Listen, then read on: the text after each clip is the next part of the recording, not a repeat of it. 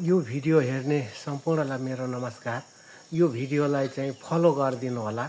म चाहिँ हजुरहरूलाई एउटा रोचक दृश्य देखाउन गइरहेको छु, हेर्नु होला।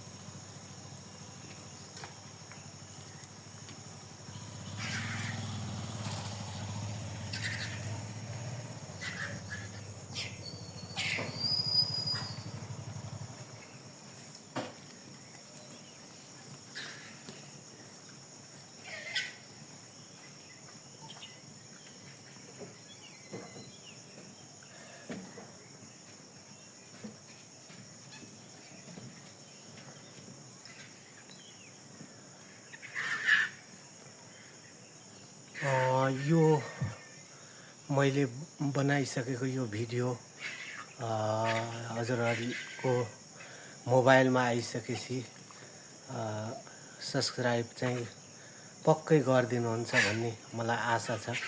यो चाहिँ कहाँ हो भनेर सोध्नु होला।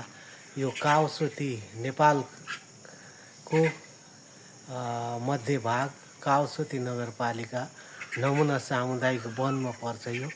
यो नेपालकै मोडल अथवा नेपाल एसियाकै पहिलो जटाई रेस्टुरेन्ट जहाँ गिद्ध संरक्षण क्षेत्र हो। यो यसलाई चाहिँ सबैले माया गरेर यसलाई चाहिँ धेरैभन्दा धेरै लाइक र सेयर गरिदिनु होला। हजुरहरूलाई कस्तो लाग्छ? पहिला पहिला नेपालमा टन्नै गिद्ध हुन्थ्यो, अहिले गिद्ध हेर्नलाई जटायु रेस्टुरेन्ट आउनुपर्छ, यो कावसोती नै आउनुपर्ने हुन्छ। गिद्ध चाहिँ अब पहिला पहिला जस्तो गाई गोरु खेतमा अथवा जङ्गलमा फाल्दैनन्, अहिले मरिहाल्यो भने पनि गाडिदिनुहुन्छ।